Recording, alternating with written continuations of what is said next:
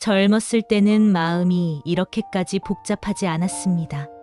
힘들어도 몸이 힘들었지. 마음이 이렇게 자주 흔들리지는 않았습니다. 그런데 어느 순간부터 사소한 말 하나에도 마음이 오래 남고 지나간 일들이 자꾸 떠오르고 괜히 서운해지고 괜히 억울해집니다. 그래서 많은 분들이 이렇게 말씀하십니다. 나이 드니까 마음이 약해졌어.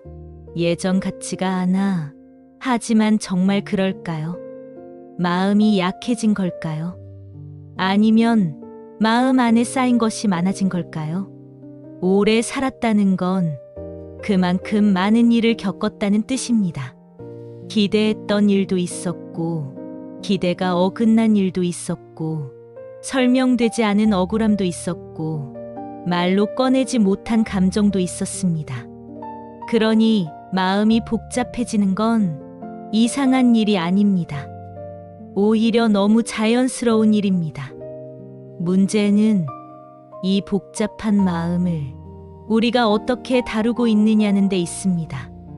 마음을 고치자는 이야기가 아닙니다. 마음을 바꾸자는 이야기도 아닙니다. 그저 삶에서 마음을 조금 덜 힘들게 사용하는 방법, 그 태도에 대해 이야기해 보려 합니다. 첫 번째, 감정을 없애려 하지 않는 것. 많은 분들이 이렇게 생각하십니다. 이 나이에 화내면 안 되지. 서운해하면 철이 없는 거지. 괜히 예민해지면 안 돼. 그래서 감정이 올라오면 바로 눌러버립니다. 참아버립니다.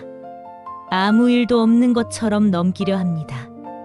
하지만 감정은 원래 없애는 대상이 아닙니다. 감정은 내 마음이 어떤 상황에 반응했다는 신호입니다. 상황이 있었고 그 상황을 내가 어떻게 받아들였는지가 감정으로 나타난 겁니다. 그러니 감정 자체를 문제 삼으면 정작 중요한 걸 놓치게 됩니다. 예를 들어 보겠습니다. 명절에 자식이 오지 않았을 때 서운한 마음이 드는 건 이상한 일이 아닙니다. 그런데 우리는 곧바로 이해해야지. 괜히 서운해하면 안 되지 하면서 그 마음을 밀어냅니다. 하지만 이렇게 한 번만 스스로에게 물어보면 어떨까요? 나는 왜 서운했을까? 내가 진짜 바랐던 건 뭐였을까? 조금만 들여다보면 이런 마음이 보일 수 있습니다. 나를 여전히 중요하게 여겨줬으면 좋겠다. 내가 아직도 그 아이에게 필요한 존재였으면 좋겠다. 이걸 알아차리는 순간 마음은 조금 달라집니다. 이제 선택할 수 있기 때문입니다. 기대를 조금 내려놓을 수도 있고 조심스럽게 마음을 전할 수도 있습니다. 하지만 감정을 눌러버리면 이 선택의 기회조차 생기지 않습니다. 부부 사이도 마찬가지입니다. 배우자의 말 한마디가 괜히 가슴에 박힐 때가 있습니다. 그럴 때 괜히 예민해졌네 하며 넘기면 그 감정은 사라지지 않고 안쪽에 쌓입니다. 대신 이렇게 생각해 보는 겁니다. 나는 왜 이 말이 불편했을까? 내가 바랐던 건 뭐였을까? 어쩌면 인정받고 싶었던 마음, 존중받고 싶었던 마음이 그 안에 있었을지도 모릅니다. 감정을 없애려 하지 말고 감정을 통해 내 마음의 상태를 확인하는 것.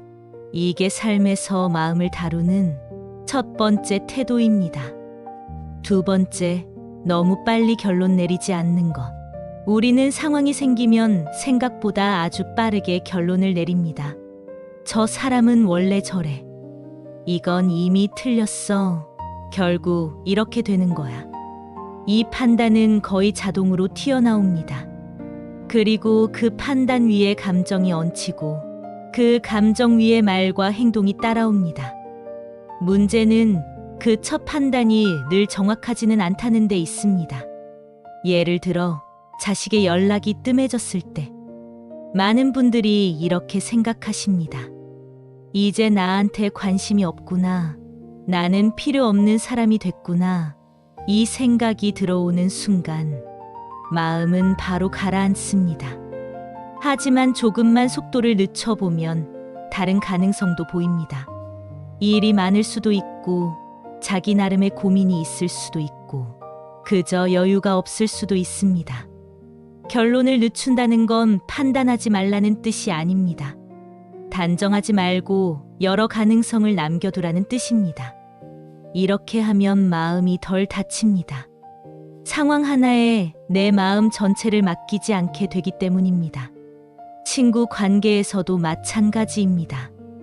약속을 어겼을 때 바로 나를 무시한다고 결론 내리면 관계는 금방 상처가 납니다. 하지만 무슨 일이 있었을까라는 한 번의 여유를 두면 관계는 완전히 다른 방향으로 흘러갑니다. 결론을 늦춘다는 건 마음에 숨 쉴 공간을 하나 만들어주는 일입니다. 그 공간이 있으면 감정이 바로 폭발하지 않습니다. 세 번째, 사람을 바꾸려 하기보다 거리부터 조절하는 것. 우리는 평생 사람을 바꾸려 애쓰며 살아옵니다. 배우자를 바꾸려 하고, 자식을 바꾸려 하고, 형제와 친구를 바꾸려 합니다. 왜 저렇게밖에 못할까? 조금만 바뀌면 다 괜찮을 텐데. 하지만 이미 잘 아실 겁니다. 사람은 잘 바뀌지 않습니다. 아니, 거의 바뀌지 않습니다. 상대를 바꾸려는 노력은 대부분 지치게 끝나고 그 과정에서 관계만 더 힘들어집니다. 그래서 필요한 건 사람을 바꾸는 게 아니라 내 마음의 위치를 조정하는 일입니다.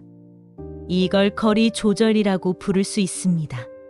거리라는 건 멀어진다는 뜻이 아닙니다. 내가 상처받지 않는 선을 스스로 정하는 겁니다.